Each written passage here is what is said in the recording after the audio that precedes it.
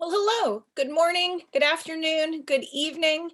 Thank you so much for joining me today to talk a little bit about demystifying data science. My name is Rebecca Nugent. I'm the Stephen E. and Joyce Feinberg Professor of Statistics and Data Science and the head of the Department of Statistics and Data Science at Carnegie Mellon University. And I am so appreciative and thankful to be joining you for the James Madison Sums Conference. And I really appreciate the invitation to share with you a little bit about what we're doing at Carnegie Mellon and thinking about demystifying data science. So let's get started.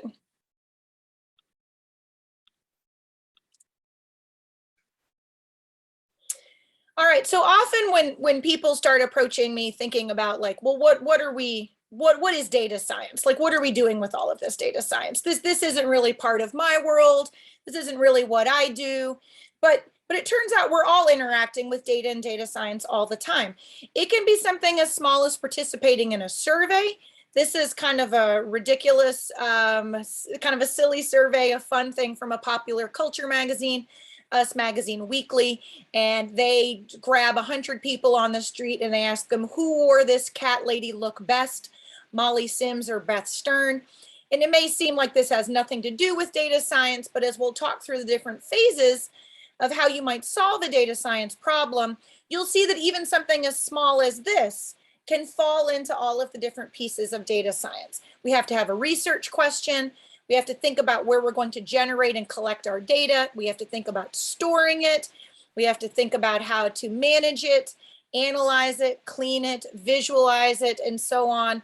And most of all, we have to decide for real who wore this cat lady look best. But this is often what people think about when they think about data science. They think about something that's far more like the matrix.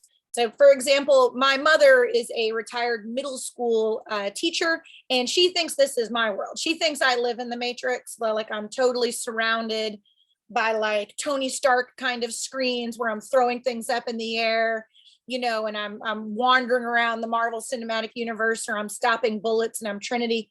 And truthfully, I really wish I were doing that stuff. So I don't tell her I'm not.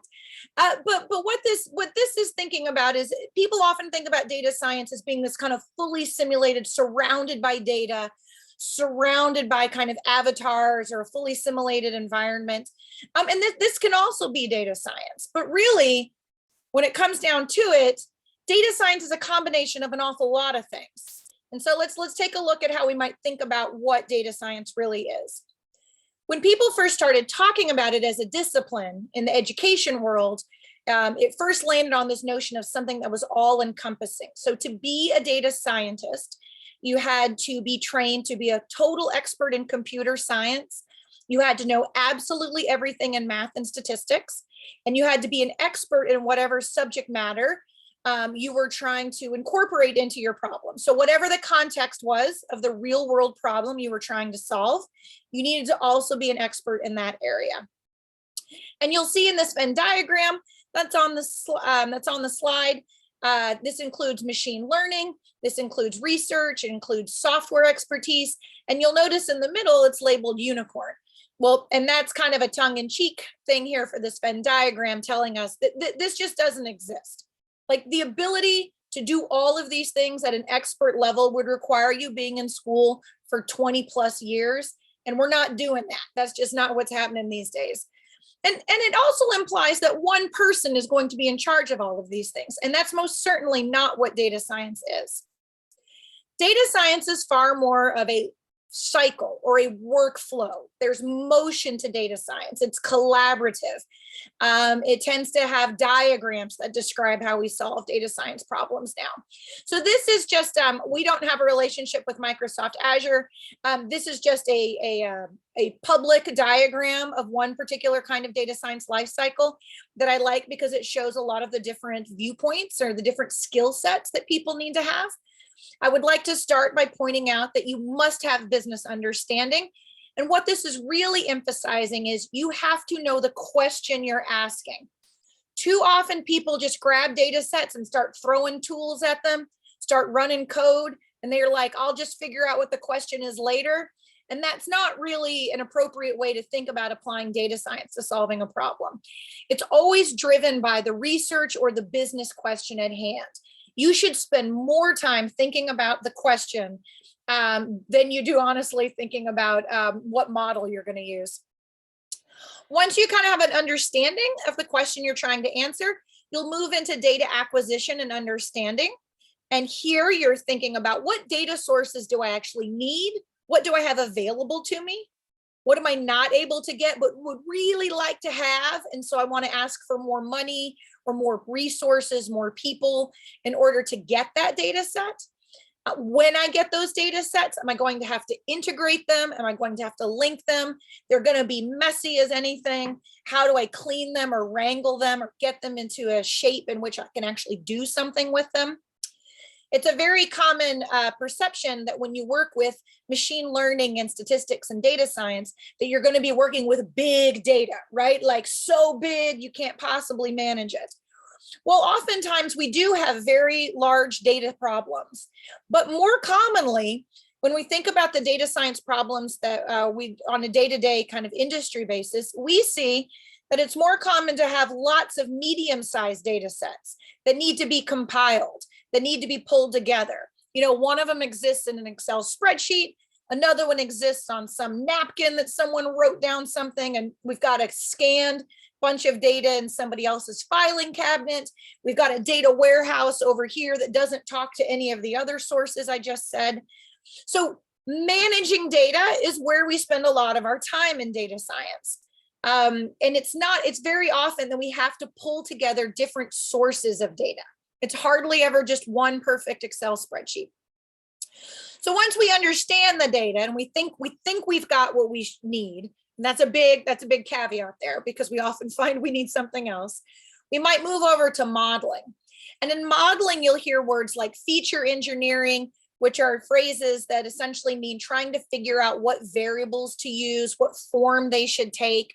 Is it something, can I figure out which variables are more important than another? Do I need to incorporate time? Do I need to think about the spatial aspect of it? So it's trying to decide what kinds of variables and what kinds of information do we want to include in our modeling process. And then we need to think about, well, how well does this model work? Is it fitting something? Is it predicting something? Am I able to evaluate it? Am I trying to optimize a particular metric? Am I trying to classify things and have as few errors as possible? Am I trying to use a linear regression and trying to think about how well the model fits the data from that point of view? All of these are questions that you ask in that modeling phase. Eventually, you'll get to deployment. And in deployment, you really need to be concentrating on how to get the actionable insights from your analysis into the real world. It does not matter how fancy or amazing your data science modeling or your machine learning algorithm or your 470 layer neural network is. If no one understands it and the results can't be interpreted and adopted, it's not going to work very well. People aren't going to use it in the real world. So spending quite a bit of time thinking about deployment, just like we spend a lot of time thinking about the question, that's where the biggest bang for your buck is. We've got lots of tools and people who can help us with thinking about data acquisition and understanding, as well as building models.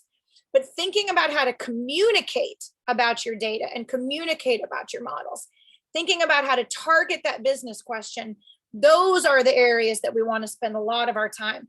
And some of the areas that I think our undergraduate students that are graduating today are gaining quite a lot of skills in this communication and collaboration. So really great areas to focus on. So data science, then if we like that diagram that I just showed, then data science is more of a process or a workflow where we're solving real problems by extracting value from data. We're going to look at lots of different kinds of examples here, but this is another graph, another diagram that comes from Jeanette Wing in the Harvard Data Science Review. And you'll see on the far left here, we're pulling together lots of different ideas from different stakeholders, different people, and we're moving into data generation, data collection, data processing, data storage. No, we haven't started to analyze anything. We're just figuring out what to do with all of this information. Eventually, we get it into a place that we can manage it We start thinking about visualizing and analyzing the data. And then finally, again, we have to think about interpretation. We have to get our information from our data science process back out into the real world and have it be understood by people. So most students, when they join our Carnegie Mellon programs, in, for example, in statistics and machine learning, or statistics and data science, I think they often feel like they're going to spend a lot of time in the analysis and visualization area. And we do. We spend a lot of time teaching people tools, models, algorithms, tricks, thinking about how to analyze the data sets that they have in front of them. But we also concentrate quite a bit on how to think about managing this data, getting the data, the challenges that are going to come from that. Then how are people going to intersect with all of this? So while this Jeanette's diagram is very nice, it moves from left to right. In reality, there's a lot of loops and iterations. People move back and forth between these phases. And you might have experts that focus on specific pieces, but project managers are overseeing the entire pipeline. So if you think about all that stuff I said, it sounds very technical, right? Like it sounds like I need an incredible set of technical skills in order to do any of this data science. Well, you do need some technical skills, but it turns out that people are heavily involved throughout most of the data science process. And in a lot of ways, they are making the most important decisions. So having a humanities background, having a social sciences background, understanding something about the nature of people, what they connect to, what they think about when they look at data or they work with data, that can be just as valuable, if not more valuable, than strong technical skills. And so here are just kind of a couple of examples of some people-centered data science. So this is I have one set of data here. I have the velocities of 82 galaxies. So I'm just looking at one variable, 82 measurements. And why would people be interested in galaxy velocities? Well, it turns out that if galaxies group up in their velocities, then it's evidence for the presence of voids and superclusters. So we call these modes when we're thinking about these shapes that we're looking for in the distribution. And again, just to repeat, the idea is the more modes, the more groups, the more bumps we have in the distribution, the more likely are we have evidence of these different superclusters of galaxies. So this is a scientific question that is being asked about the data. So if I looked at the upper left histogram here, we'll see that given the bin width that I chose, it looks like we have one group on the left, we have a big group of galaxies in the middle, and maybe a small group of galaxies on the right. If I move over to the upper right histogram, the bin width got a little bit bigger, and now I've smoothed out some of those gaps that I saw. And maybe if I looked at this graph, I would think there's just one mode, one supercluster, and I would move forward with that. Down here in the lower left, if I shrunk that bin width, it's going to start to get rougher, right, and choppier. And so I'm starting to see more bumps, more modes, more groups, and I might think there are more superclusters. So in this case, maybe there's one here, maybe there's two here in the middle, and maybe these outliers over here are part of another group. And if I happen to choose a box plot, well, then I'm not really going to see any modes or groups or bumps at all, because that graph doesn't really show that information about a distribution. So the point here is that all of these graphs that I'm showing you, these are decisions that a user is going to make. Even if you're going to apply an algorithm to this to try to figure out how many different bumps or modes we have in this distribution or in this density estimate, I'm still going to end up making choices, even if I choose the default, of how wide those bins should be, or how big a kernel should be, if you're familiar with kernel density estimates, or any other kinds of sets of decisions. I'm still going to have to describe the data. And the choices that the people make about describing the data helps dictate what happens downstream. So what a graph I look at here, that's going to determine what I do next. Here's another fun kind of example of how different groups of people do things differently with data science, and how data science can be very people-centric. This is a fun paper that came out around the time that people were very concerned that science was dead. And what I mean by science being dead was that there's a huge concern about whether or not results are reproducible or whether or not they're replicable. So reproducible here means that I take the exact same code, I run it on the exact same data, and I get back the exact same results. Replicable means that I might be asking different groups of people to run different experiments, set up in the same way, asking the same research question, but they're different in that each group is doing them separately. And then we try to see if the results that they found are replicated across the different groups. They may not have the exact same p-values, but did they find evidence in the same kind of way? So this is a paper called Many Analysts, One Data Set. And we had 29 teams of trained analysts. They were given the same data set and they were asked the same question. Are soccer referees more likely to give red cards to players with dark skin than to players with light skin? And here's how the little experiment worked. Those 29 teams worked independently. And then at some point there was a peer review stage. So they exchanged information and analysis. And so, for example, if one group had gone way off the rails, probably during this peer review stage, they had been kind of pulled back towards something more reasonable. And then there were some revisions and they submitted the final conclusions. So this graph is not a picture from the original paper. This one is the 538.com version. And I just chose it because it's just kind of a nice summary for one graph to summarize what happened. So in this case, we have 29 different sets of results, all right? 29 different teams. And we have an equally likely bar that goes all the way across. And the circles, think of those as representing the point estimates of how likely the referees were to give red cards to dark skinned players than to light skinned players. So the circle is near the equally likely line, then the referees are equally likely, roughly, to give red cards to both sets of players. And so then we have a twice as likely line, we have a 3 times as likely line. If the circle is green, that refers to something that is statistically significant. And you can also note that there is there's a rectangle around each of these circles. And think of that as they didn't all do exact same models, but think about that as the 95% confidence interval. So thinking about a range, all right? So when we look at this, we have 29 different sets of results, all right? So people made slightly different decisions on what they did with the variables. They did slightly different models, made slightly different visualization decisions probably, figured out kind of what they wanted to do with the data when they cleaned it, they wrangled it, they worked with it. They all made slightly different decisions that led to slightly different results.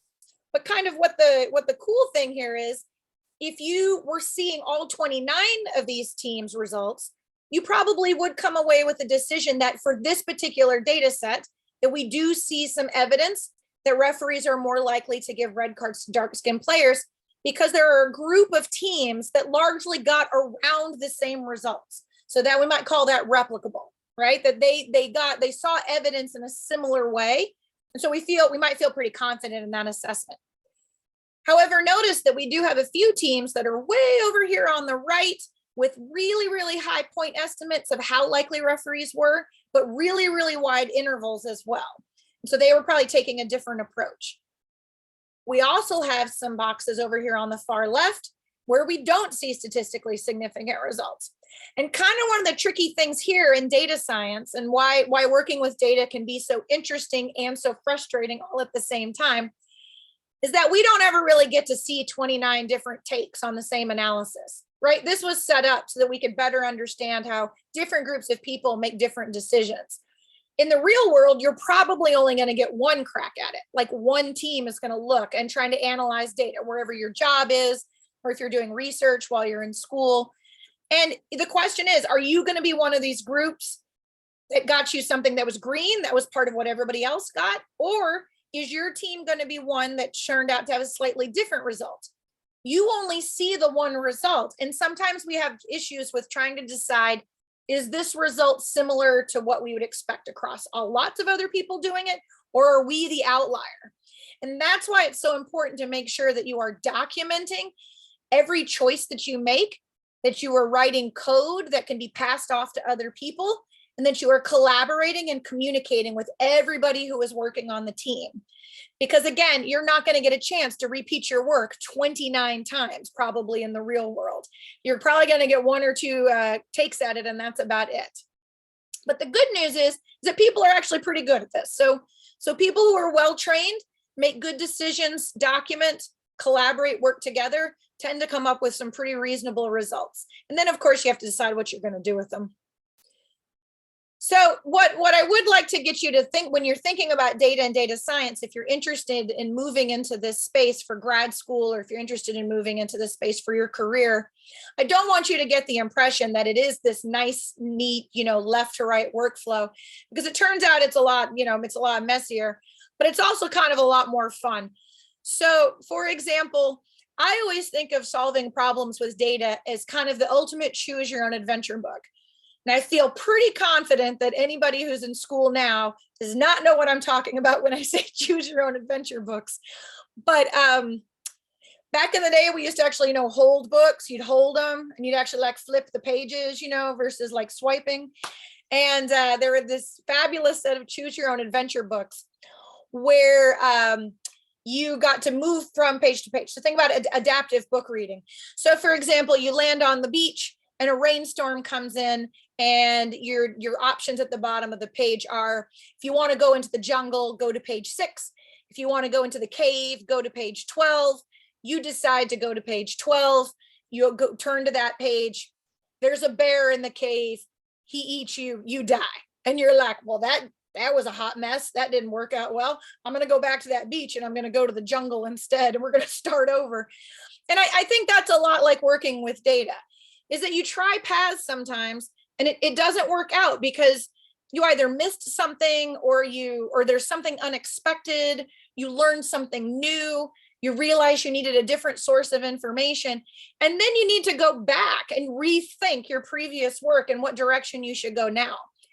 That is completely normal. It is totally normal to be thinking about what have I learned through this process and how would I improve it? And so when I think about choose your own adventure for data and data science problems, I'm really suggesting that you need to be thinking about, if something doesn't work, go figure out why it didn't work. Go back and start again. Go find some more data. Go talk to some more subject matter experts, learn about what didn't work, and then, give it another try. Again, this is completely normal in working with data and data science, statistics, machine learning, et cetera. Although we do hope our data analysis does not lead us to being trapped in a cave forever. All right, so what are some of the things that we've learned at Carnegie Mellon? Well, for us, data science experiential learning is a really large part of our programs and part of what we're trying to bring into all levels of the educational experience. The data science job market has strongly pulled students toward industry in the last few years. And we've discovered the impact of experiential learning can be really tremendous. It's just wonderful. Students get real world experience. They also gain professional development skills, learning to work with outside clients, et cetera. So what we do is we match teams of students to projects with clients at all levels, at the PhD level, our Masters of Statistical Practice, as well as our undergrad program. These are external partners, can be for-profit, nonprofit, NGOs, social services, startups. We work with 6-people companies all the way through companies, global companies with tens of thousands of employees. They all have really, really interesting data problems. And the students have faculty supervision and PhD assistants if they're in the undergrad or the master's programs. And that helps us also layer in some extra work, learning to work with others at different levels. So learning to supervise or learning to collaborate, depending on the level of education we're talking about. So just to give you an idea of the kinds of projects that we've been working on and kind of thinking about like, what were the biggest challenges that are associated with working with data science? Again, most people assume it's all tech, program, code. I'm just going to stare at a computer all day. But it turns out that the biggest challenges are often related to, again, people. All right. Understanding people is key to solving all the different problems that I'm getting ready to kind of do a high level talk about. All right. So let's take the example, this first one. So the projects that I'm going to be talking about, we're not going to show you anything that's proprietary. but we are going to kind of give you a high level idea of what the different challenges were and kind of an idea of what the different solutions we were able to come up with. So this project is about characterizing the disruption of supply chains. We had a Fortune 500 global logistics company. They provide transportation services. So think about, like, we're distributing packages all over the world. This could be a carton of tomatoes. This could be 5,000 laptops everywhere, all over. And they're interested in predicting a shipment's arrival and delay, and if necessary, a new route. So like I was saying earlier, it's not really just one big data set problem. It's actually, this transportation network is a combination of over 50,000 services for transportation. So some of these are in-house, they belong to the logistics company, but they're largely also third-party services. So think about large shipping companies, and then all the way to like mom and pop truck outfits that are doing this last couple of miles on rural roads. So managing that network and getting information and data to connect through all of those different shipping services is incredibly complicated. And that's where they spend a lot of their time. They trace the route of each package from the origin to the destination, as you might expect, but they're trying to predict and update arrival times regularly for their customers. So time is very important, but it also depends on what the package is. So for example, if they lose a carton of tomatoes somewhere, of course they want to track down the tomatoes, but they're less concerned about the tomatoes if they also have to track down something like $500,000 worth of laptops that the truck has gone missing somewhere. So the point being here that it's constantly being triaged and updated and prioritized. This is not a static data system, right? This is an incredibly dynamic thing that's moving all the time. All right, so how do we go about doing this? Well, they do try to use radio frequency ID tags when possible. And so that seems like that should work incredibly well, but there are, those things fall off, or there are places in the country where they can't get the signals back really well. It's not, there's always, errors and glitches, all of these kinds of things. They also created an app for their drivers' phones, and the drivers were asked to check in every 15 to 30 minutes. So this is primarily thinking about trucking. And there were lots of issues with collecting this kind of information. I mean, they're just trying to identify where are you and where are the packages, at every 15-minute interval. That's essentially the question that's being asked. But there are all kinds of issues, right? So there's compliance. Maybe the drivers don't want to use the app. Maybe they forgot to use the app. The app could be set to automatically send a signal every 15 minutes. Sometimes you run out of service. Sometimes the signal isn't very strong. Sometimes the phone goes dead. There's all sorts of different things that happen. And the third-party services don't necessarily have the same technology or infrastructure in their trucks, for example, than, say, the logistics company does. So this isn't a huge fleet of vehicles that all have the exact same structure, the exact same management of the vehicles. These are lots and lots and lots and lots of small companies all over the United States with different infrastructure, different systems, different rules, different guidelines, all trying to work together to share data. So just as an example, this is just a graph that's showing you kind of the frequency of package deliveries. And so again, this isn't proprietary. This is just, as you can imagine, this is actually some results of some really interesting spatial clustering. But as you can imagine, there are far more kind of packages and things being delivered in some areas of the country than others. And so they track the mileage, the load number. We do a lot of geographical locations, the requested date time, the actual date time, the appointment type, why there were schedule changes, and so on. But there's a whole lot of other information that you might want to incorporate. So for example, weather can really disrupt shipping, right? Disrupt the packages. So they're always collecting up-to-date weather information, and they can visualize and predict delays and the necessary route changes. So their in-house data system is linked to the National Weather Services. And so they can pull in weather information. And if it looks like it's going to be drastic enough that'll cause problems with the arrival of some of their packages, they look for new routes. So for example, this graph on the left is the impact of Hurricane Irma on Florida. This was a hurricane from a few years ago, and you can see that we can, it's easy to identify. Yes, Irma had an impact, and so that is this taller set of bars right here. Around the time when Irma came in, there were far more packages delayed. And we can also see this in things like Hurricane Harvey on Texas. This was another large hurricane that came through, and you can see small little spikes in delays, orders delayed that were around the time of the hurricane.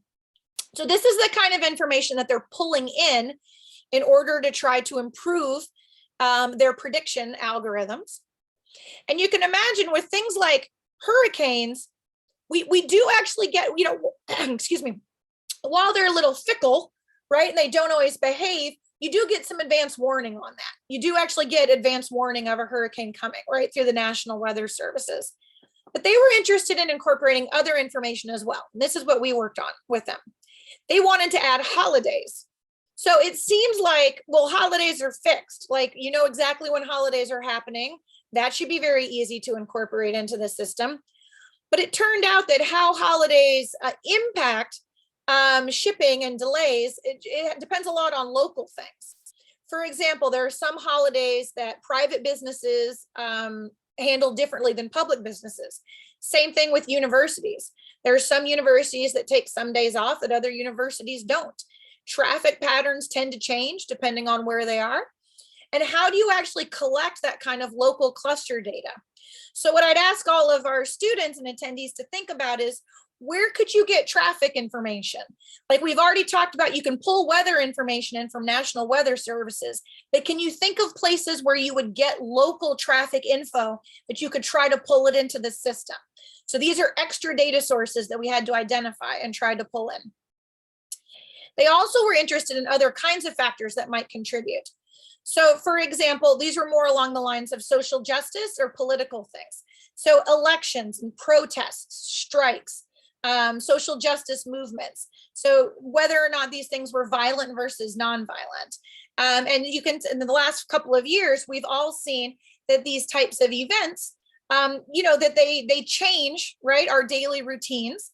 And they often, this particular company was interested in the presence of these types of events. How can they keep people safe? How can they try to make sure that they are not disrupting the local elections or the local protests and strikes? Can we move the packages around them and so on? But some of those things aren't always known until a couple of days beforehand, right? Or the day of. You don't get the same kind of advance notice that you might get on something like a hurricane where you see it forming out on the ocean and you have some time to prepare. So another thing to be thinking about is, what kind of data sources could we pull in to help us think about whether or not a protest might be about to happen, or whether or not a social justice movement might be, there might be an event coming up, or whether or not you think it's going to be violent or non-violent. So thinking about people, right?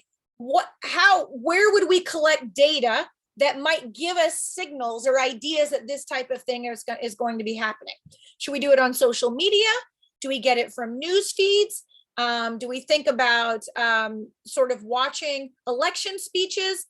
What kind of data could we be collecting and gathering to help us understand the behavior of people with respect to social justice and respect to political elections, so that we are constantly updating and monitoring what's happening? It's a really interesting problem. And we came up with all kinds of different ideas. Some of them work better than others, but what we had to also take into consideration is a higher degree of uncertainty about decision making. So when faced with difficult circumstances, we're not often sure what the truck drivers are going to decide to do. They have to make a decision about what route to go. And when placed into a stressful environment, people handle it differently. And so trying to incorporate that kind of information as well was important in the solution. So I asked on the previous slide for the attendees to think about, where are you going to get this kind of data? Well, we looked at trying to think about like previous events that had happened. There's actually a Wikipedia event list. It's kind of in quotes. that we thought we could go backwards and try to like understand how these different events might have impacted shipping so that we could look forward and build a forecasting model. We also took a look at the newspapers and news feeds. Those were kind of hit or miss depending on how much information they had in them. We also took a look at what data we could pull from social media and Twitter. And some of the interesting things that we had to tackle in that case were things like people don't really tweet in full sentences with like correctly spelled words. They use abbreviations, they use hashtags. There's all kinds of different slang that's used. So how do you take that information and process it and move it into your data science solution?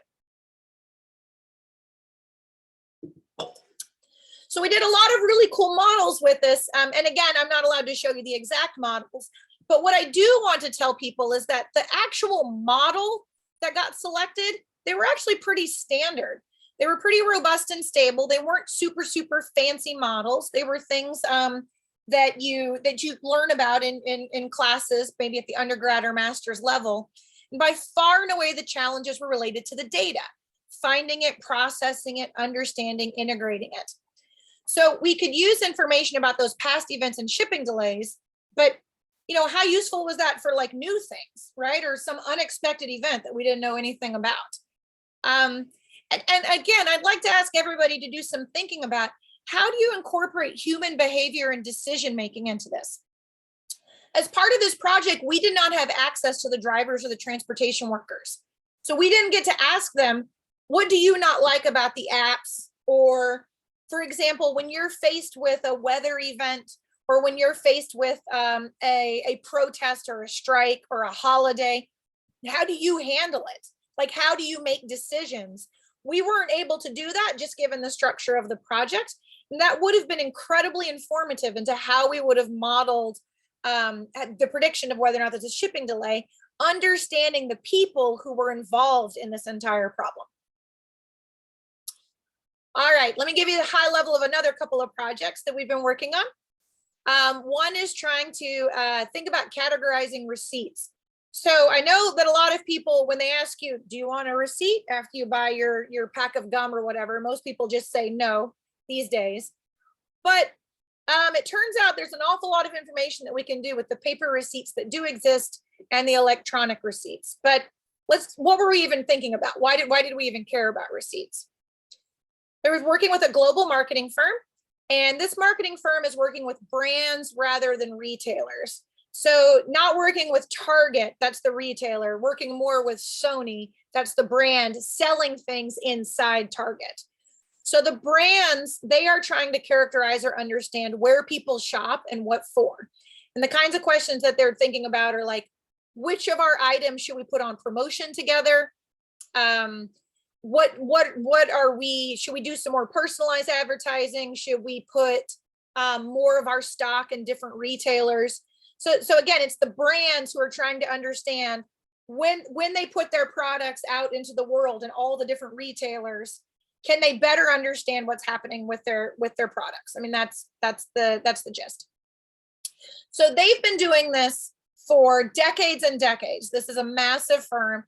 They started with traditional surveys, and now they just asking people, what do you spend money on? Like, what do you buy? Now a lot of it's handled over email.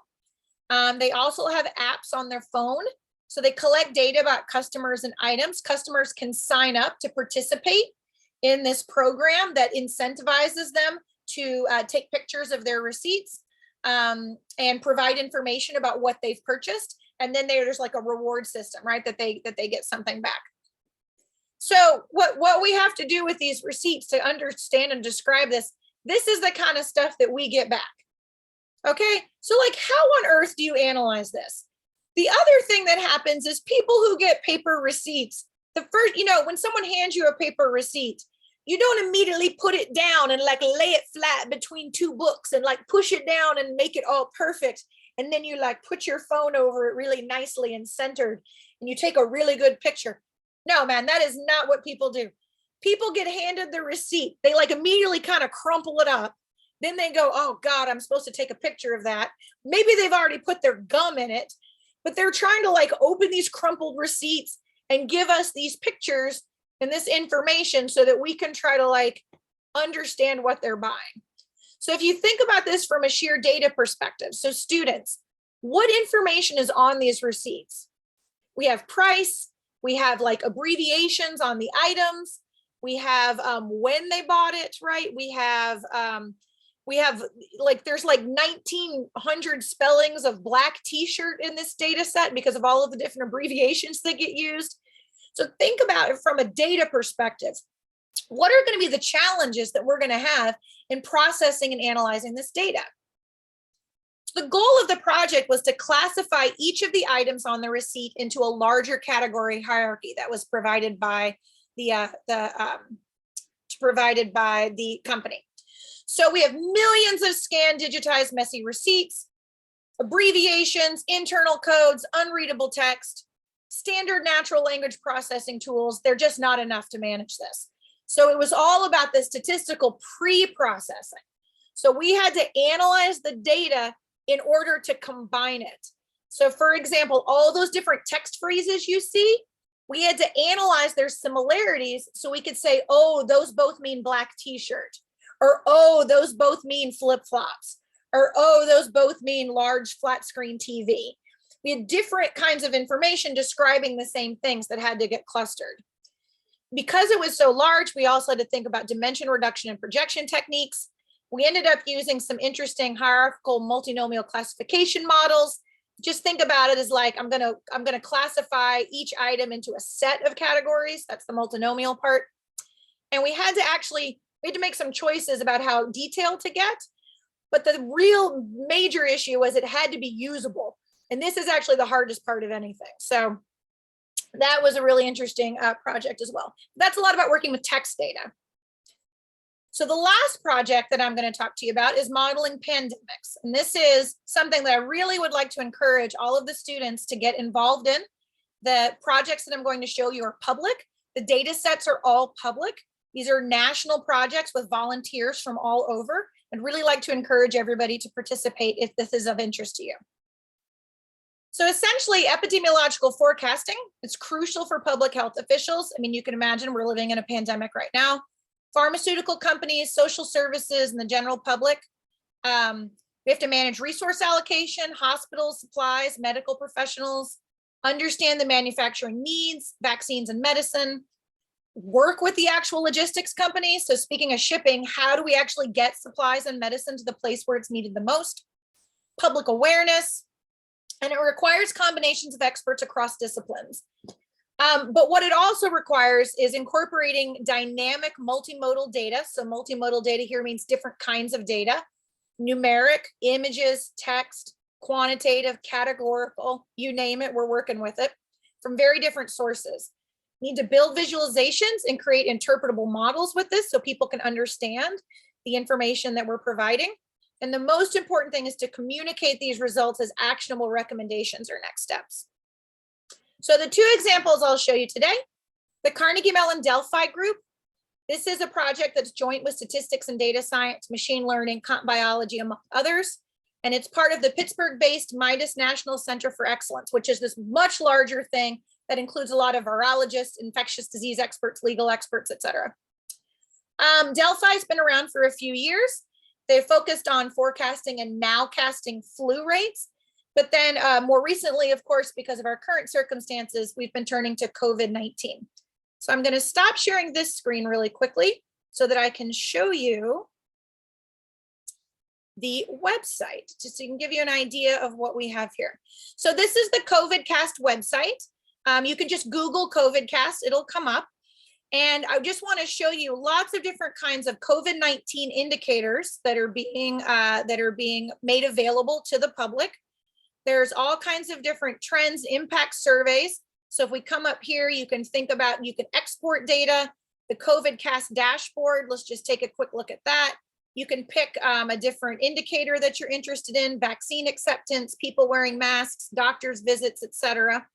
A lot of this work is being crowdsourced in partnership with different people, like in different groups like Facebook, Google, a lot of different healthcare companies, the CDC, helping us learn about how people are trying to proxy what's happening by asking people about symptoms in their area, whether or not they're vaccinated, and so on. So what's happening under the hood?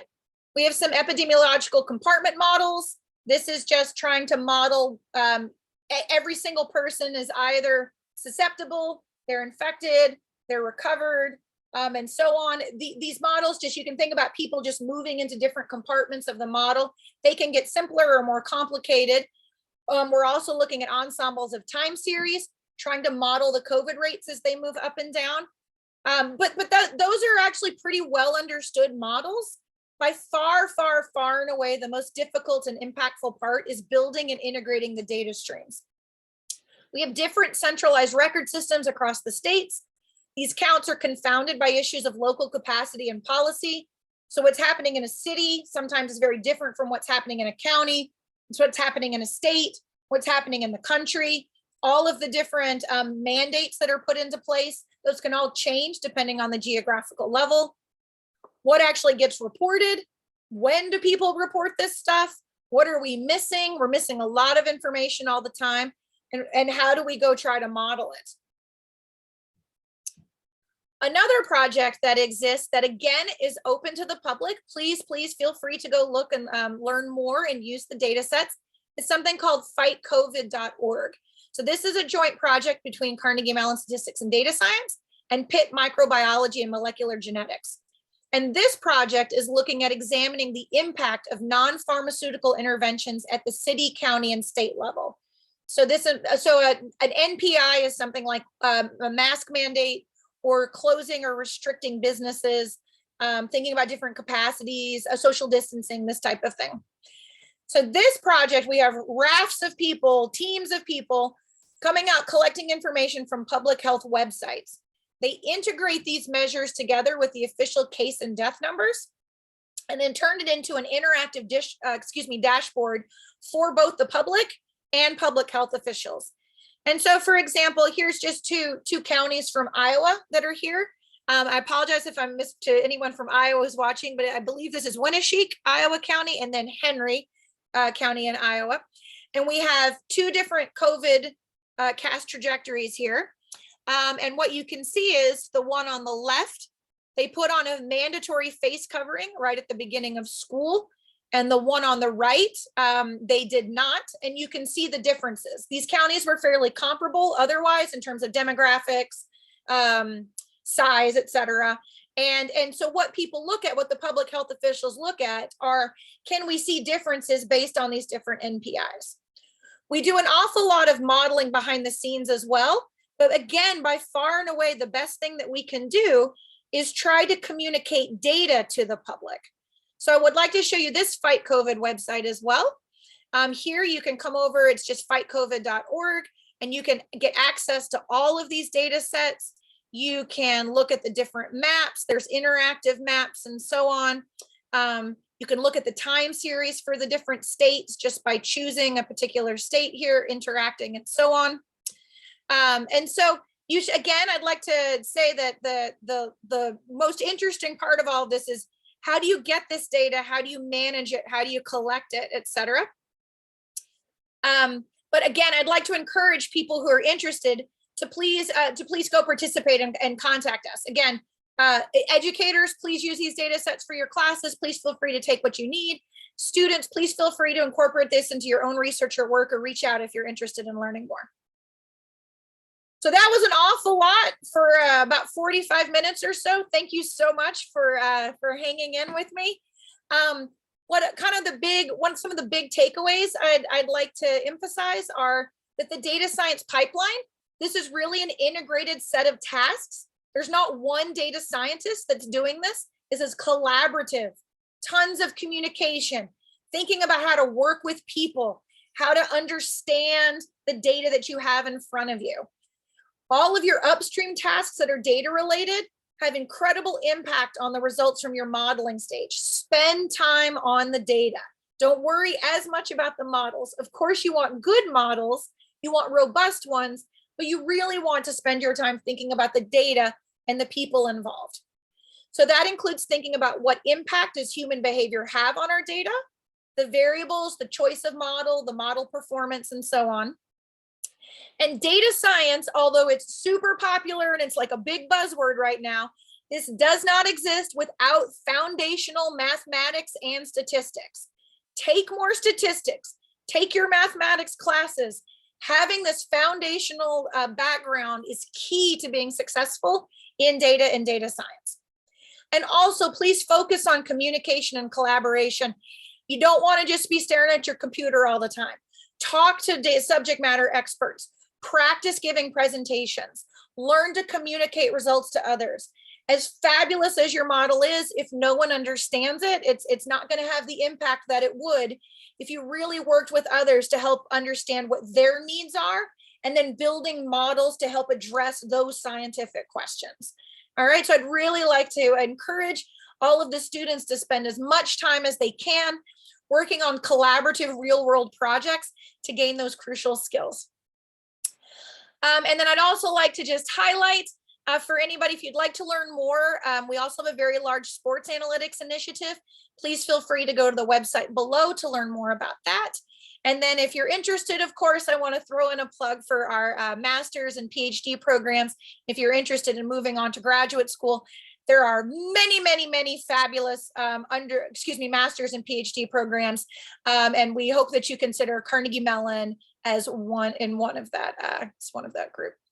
So thank you again to everybody for joining us today. I certainly hope that you and your friends and your family are all well and happy and healthy and safe. And to those of you who are celebrating holidays over the next couple of months, happy holidays. And thank you so much for joining.